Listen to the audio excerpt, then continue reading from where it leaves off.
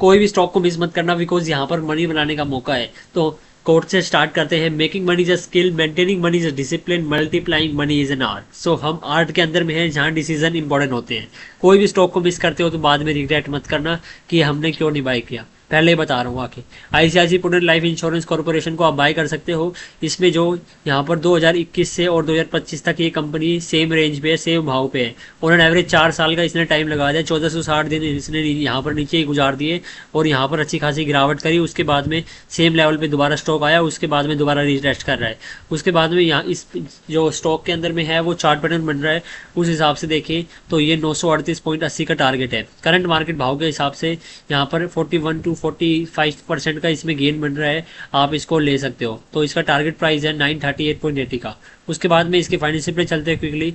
तो यहाँ पर इसका जो फाइनेंशियल्स है वो देखते हैं। ये 598 के भाव पे है और 11 का आरओसी पास, सही है, पास है। और यहाँ पर ये देखें तो मार्केट कैप है 86,000 करोड़ की, तो ये भी पास है। और उसके बाद में अगर हम इसके प्रॉफिट लॉस पे देखें तो सेल्स लगातार बढ़ रही है कंपनी की। 21 यहाँ पर देखते हैं 37,000, 38,000, 41, 83 करोड़ की, फिर 63, 50, 89 करोड़ की, 70,000 करोड़ की, फिर आगे ज्यादा पोस्ट करें क्योंकि ऐसे ही पैटर्न चल रहा है। इसमें कभी 21,000 की सेल थी, फिर 83 की, फिर 60,000 की, 50,000 की। अब इसमें हम चलते हैं ऑपरेटिंग प्रॉफिट मार्जिन पे। ऑपरेटिंग प्रॉफिट मार्जिन ये ना के बराबर है, बिल्कुल बहुत थोड़ा ऑपरेटिंग प्रॉफिट मार्जिन है इसमें। जितना पैसा लगता है उतना ज्यादा एक्सपेंसिव होते हैं। उसके बाद में प्रॉफिट लॉस यहाँ पर देखें तो ऑन एन एवरेज इसके जो नेट प्रॉफिट बचता है वो कंपनी का आता है 1800 करोड़ के समथिंग के। तो ये हाईएस्ट एवर नेट प्रॉफिट पे है यहाँ पर पीछे देखे तो, ठीक है। बट हाँ, नंबर में थोड़ा ऊपर नीचे सेम रेंज में घूम रहे हैं, बट इंश्योरेंस बिजनेस में यहाँ पर मौका है। हम यहाँ पर कैश फ्लो में चलते हैं। तो कैश फ्लो में यहाँ पर एक दिक्कत है इसमें कि नेगेटिव में है, कैश फ्लो आने की जगह चला जाता है। तो ये एक नेगेटिव पॉइंट है इसमें। हम यहाँ पर चलते हैं इसके इन्वेस्टर्स में। तो सारे जो इन्वेस्टर्स है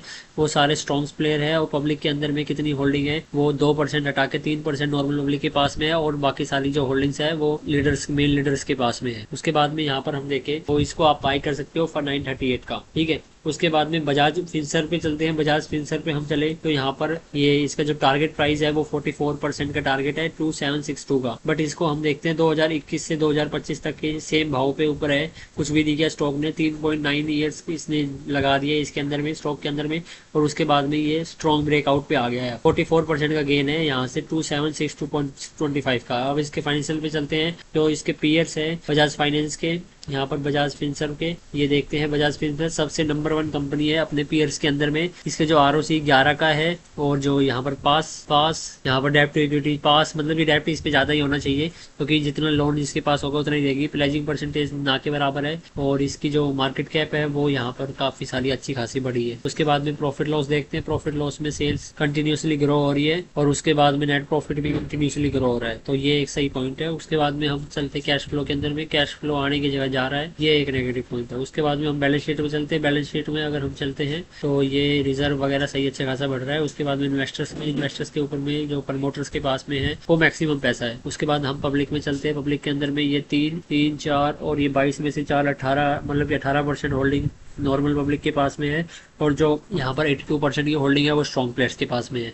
तो इसका जो चार्ट पैटर्न आपने देख लिया है, 2762 का ये टारगेट है इसका। और उसके बाद में हम चलते हैं बजाज ऑटो लिमिटेड का। तो बजाज ऑटो लिमिटेड में हम चले तो यहाँ पर कॉम्प्लेक्स से पैटर्न दिखेंगे आपको। काफी सारी ड्राइंग बना रखी है क्योंकि यहाँ पर देखो 2024 में इसने हाई मारा था, उसके बाद में 2025 तक इसने भी कुछ नहीं किया है और इसमें अच्छी खासी रैली आई थी पहले, आप अगर देखो। उसके बाद में ये नॉर्मल होती है चीजें नीचे आना। उसके बाद में 1 साल के समथिंग इसने लगा दिया है, 9 महीनों के समथिंग ये नीचे रह चुका है। अब उसके बाद में स्टॉक में अच्छी खासी गिरावट आई, उसके बाद में अभी निकलना शुरू हो गया। मैंने आपके साथ में पहले भी रिकमेंड किया था ये शेयर। अब यहाँ से इसका शॉर्ट टर्म में टारगेट देखे तो 11,197 का भाव है इसका जो शॉर्ट टर्म में टारगेट है ये। उसके बाद ये 22% का रिटर्न है इसके इसमें शॉर्ट टर्म में। और जो लॉन्ग टर्म में देखे तो 12,741.60 का टारगेट है जो कि 39.66% का गेन है करंट भाव के हिसाब से। अब इसके फाइनेंशियल पे चलते हैं तो यहाँ पर पीयर्स में चले तो बजाज ऑटो सबसे नंबर 1 इंडस्ट्री है अपनी मार्केट लीडिंग मार्केट में और जो इसका आरओसी वगैरह सब कुछ बेस्ट है, इसमें हमें देखने की जरूरत नहीं है। उसके बाद हम प्रॉफिट लॉस देखें तो सेल्स लगातार कंपनी की बढ़ के आई है और नेट प्रॉफिट वगैरह सब कुछ बढ़ के आया है। ठीक है, तो यहाँ पर कंपनी में ऐसा कुछ ऐसा खास दिक्कत नहीं है, जो पैसा आता है वो जाता है, आता है नेट प्रॉफिट में, वो आ भी रहा है। इस क्वार्टर में चला गया, बट कोई नहीं, कभी कभार हो जाता है इतना। उसके बाद इन्वेस्टर्स में चलते हैं, तो मेनली हमें पब्लिक में देखनी चाहिए कितनी होल्डिंग है। तो 4% को हटा के 18% के समथिंग या 19% के समथिंग ये नॉर्मल पब्लिक के पास में है, और बाकी यहाँ पर 81% होल्डिंग है वो स्ट्रॉन्ग प्लेयर्स के पास में है। तो ये एक सही बात है।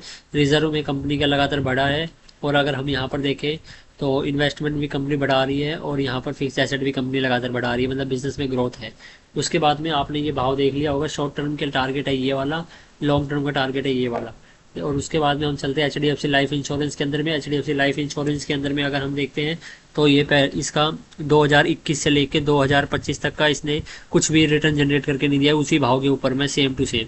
और उसके बाद में अच्छी खासी गिरावट आई थी, नीचे 452 रुपये तक के ये शेयर गिरा था। उसके बाद में ये देखो तो यहाँ पर दोबारा से उसी भाव पे 2-3 बार आ रहा है, तो अच्छा खासा इसमें पैटर्न है, और इसमें कंफर्मेशन है। तो 38.86% का यहाँ से करंट भाव के हिसाब से टारगेट है। टारगेट आप देख लो 1060 के समथिंग का ये टारगेट है इसका, ठीक है। और इसने 4 साल के समथिंग नीचे लगा दिया है। और हम इसके अब बिजनेस पे चलते हैं, तो बिजनेस में अगर हम देखें यहाँ पर पीयर्स में, तो ये थर्ड नंबर की कंपनी अपनी इंडस्ट्री के अंदर में, यहाँ पर ये देखने की जरूरत नहीं है सच। और यहाँ पर हम प्रॉफिट लॉस देखें तो कंपनी की सेल्स लगातार बढ़ी है, ठीक है। तो सेल्स में कोई वो नहीं है। ऑपरेटिंग प्रॉफिट मार्जिन भी इनका सही है, नॉर्मल, क्योंकि हमारा ICICI प्रोडेंट का भी ऐसा ही था, और इनका इतना ही मार्जिन बहुत नेग्लिजिबल रहता है, जितना पैसा आता है उतना लग भी जाता है। नेट प्रॉफिट के देखें तो हाईएस्ट एवर्स है, और कंपनी का जो शेयर प्राइस है वो ज़मीन पे ही पड़ा है, ठीक है, ज़मीन पे ही पड़ा बोलेंगे, क्योंकि यहाँ पर 2021 और यहाँ से अब 2025 तक इसने कुछ भी रिटर्न जनरेट करके नहीं दिया। उसके बाद में चार्ट पैटर्न बनने के बाद में ये ऐसे भागते हैं जब ये रुकते नहीं है। और उसके बाद में हम यहाँ पर देखें तो यहाँ पर इन्वेस्टर्स में चले, तो इन्वेस्टर्स में हमें पब्लिक देखनी चाहिए। तो 4% को हटा के यहाँ पर ये लगा लो 6% के समथिंग, मतलब कि 94% के समथिंग जो होल्डिंग है वो स्ट्रॉन्ग प्लेयर्स के पास में है, तो ये ठीक है। उसके बाद में हम चलते हैं जिलेट के अंदर में। जिलेट इंडिया लिमिटेड को आप बाय कर सकते हो, ये इसका टारगेट है 13,975 रुपये का। और जो इसका 309 दिन के समथिंग इसने 8 महीनों के समथिंग यहाँ पर लगा दिए हैं अपने जो नए हाई बनाने में, बट यहाँ पर कंफर्मेशन के साथ में है ये 30.55% का टारगेट। और इसके फाइनेंशियल पे चलते हैं हम, तो इसके पीएस में चले तो ये 5th नंबर की कंपनी है, और ये PNG हाइजीन है जो इनके ग्रुप की कंपनी है, 4th और नंबर की और 5th नंबर की। और ये यहाँ पर ये ROC वगैरह का हिसाब से सब कुछ अच्छा खासा इसका बिजनेस है, ठीक है। तो हमें ये चीज़ें नहीं देखनी चाहिए। अब इसके बाद में हम चलते हैं इसके प्रॉफिट लॉस में। सेल्स हाईएस्ट एवर है, यहाँ पर operating profit margin highest ever है, लगातार इंक्रीज हो रहा है।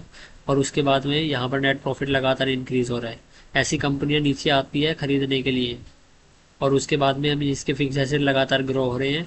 और अगर हम देखते हैं इसके जो बोरोइंग्स है वो जीरो है, zero zero zero. Cash flow भी सारा पैसा बुक्स में आ रहा है। उसके बाद में हम इन्वेस्टर्स में देखते हैं, तो इन्वेस्टर्स में हमें पब्लिक देखनी चाहिए मेनली।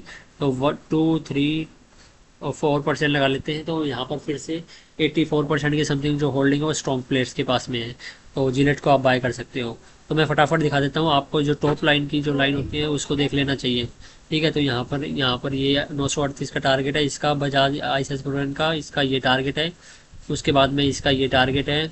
उसके बाद में जो ये बजाज हो गई, उसके बाद में HDFC यहाँ पर हो गई, इसका ये टारगेट है, इसका ये टारगेट है। फटाफट आप देख लो एक बार, ठीक है। इसका ये टारगेट है ऊपर वाला। और उसके बाद में मैं आपको दिखाता हूँ कि जो कभी भी शेयर मार्केट में कोई भी शेयर ऐसे नहीं भागता है एक डायरेक्शन में, फाइनली जाना ऊपर ही होता है अगर कंपनी का बिजनेस वगैरह चार्ट पैटर्न बने हुए हैं। बट यहाँ पर ये जिगजैग वे भी चलता है ऐसे ऊपर नीचे, तो कभी भी घबराना मत। यहाँ पर multiplying money is an art होता है भाई, कला होती है पैसे छापने की।